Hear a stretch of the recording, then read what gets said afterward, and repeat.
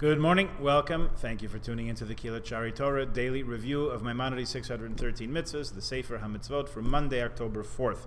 Yesterday we started talking about some of the laws of wartime, things that were permitted and prohibited from doing in times of war. So we're going to continue along some of those. We'll just mention about three more.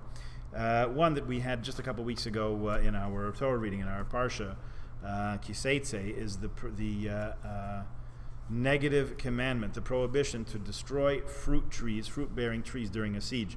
When we go out to war against an adversary, for any reason, certain it's not a free-for-all, it's not a do whatever you can get away with. Our armies, the Jewish armies, are still obliged to follow halacha, and one of those rules is to refrain from destroying fruit-bearing trees during a siege, during a fight. Doing so might, with the intention of causing distress or suffering to the inhabitants of the besieged city, is given as the reason for it, among other reasons.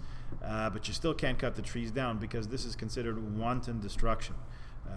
It's a generalized prohibition. We call it bal tashkis. You're not allowed to destroy things for no reason. If you break a vessel, burn a garment, tear something up, all that comes under this general heading. It's quite a broad instruction.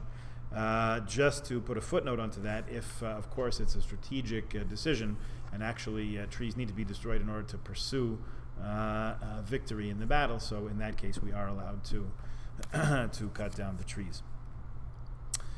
The lesson, of course, being the implicit lesson being, of course, that we have to think about times after the battle ends, and we'll need fruit trees. So we're thinking ahead beyond war, not as an end in itself, but as a means to something better, more peaceful. Okay, we'll leave that for a moment. Next prohibition: we're forbidden to fear heretics in the time of war. This prohibition tells us we're forbidden to fear heretics or to retreat before them.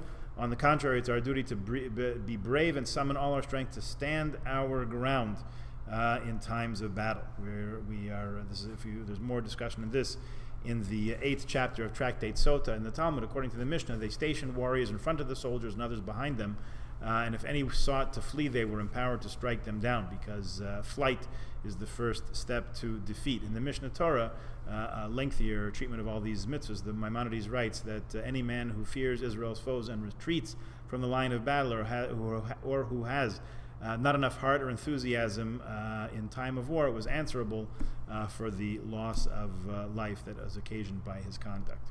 So we'll learn that in Maimonides' Laws of War, Hilchos Melachim, at some date to be announced in the future. Last thing we'll mention along these lines is to forget. We are forbidden to forget what Amalek did to us.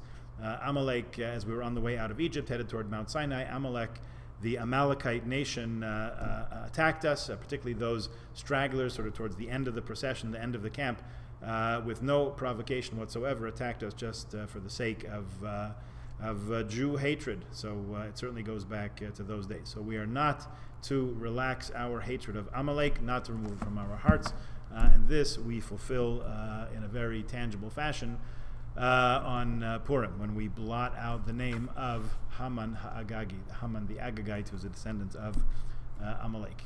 Look forward to Purim this year, and we'll be able to fulfill that mitzvah among many others. Have a good Monday, and we'll see you tomorrow.